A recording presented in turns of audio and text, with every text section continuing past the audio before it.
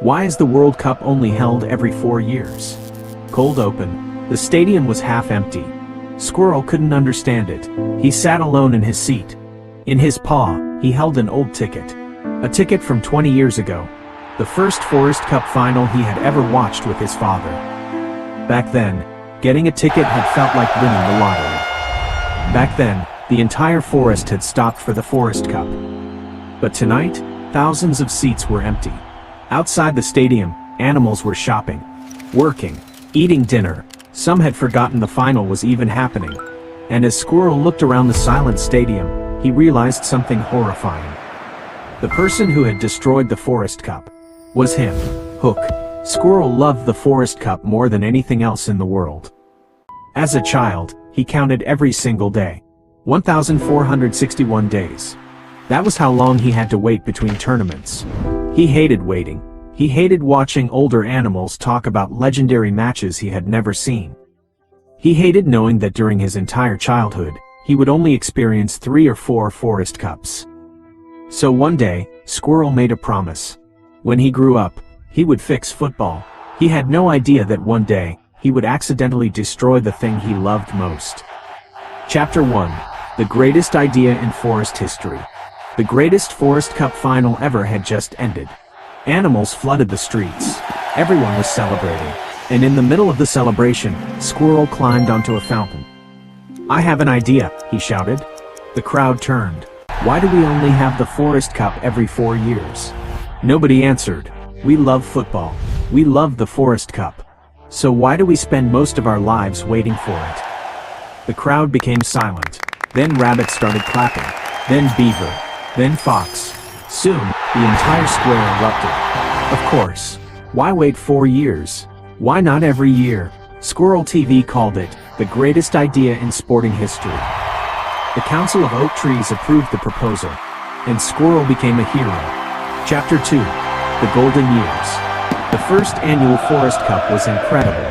The entire forest celebrated. Businesses made millions of acorns. Tourism exploded. Stadiums sold out. Visual infographic. A line graph shoots straight up on the screen. A bold green label pops up. Supply up. Big numbers of acorn revenue flash rapidly next to it. Squirrel appeared on every television channel. Newspapers called him the squirrel who saved football. The second year was also a success. Then the third. Then the fourth. Squirrel felt proud. He had done it. He had removed the worst part of football. The waiting. Chapter 3. The first warning. 5 years later, something strange happened.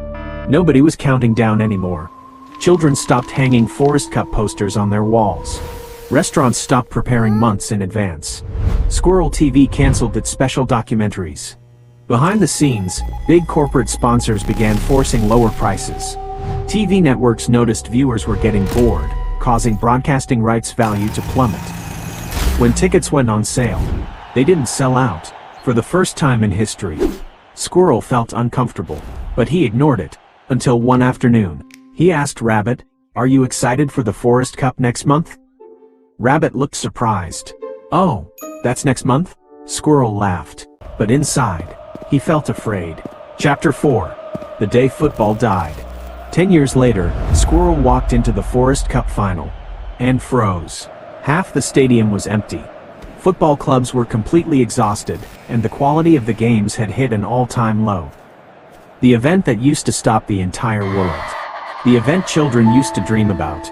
The event families waited years to experience together. Now, nobody cared. Some animals were working. Others were shopping. Some said they would watch highlights tomorrow. Squirrel sat down slowly.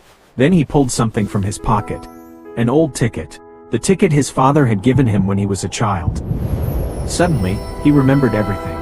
The excitement, the waiting, the countdown, the dreams, the feeling that this moment might never come again. And for the first time in his life, Squirrel realized something terrible.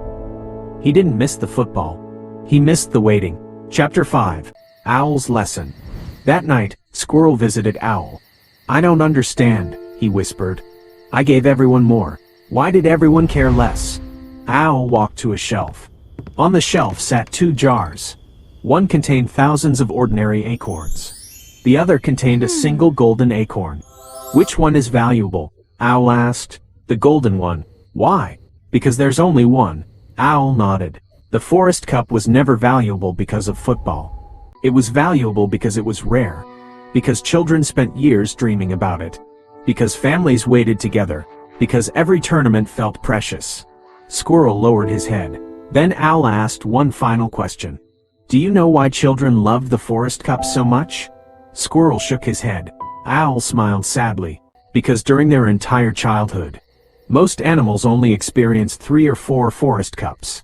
Squirrel froze. Then Owl said the sentence Squirrel would remember for the rest of his life. You didn't destroy football. You destroyed the waiting. And without the waiting, you destroyed childhood. Epilogue.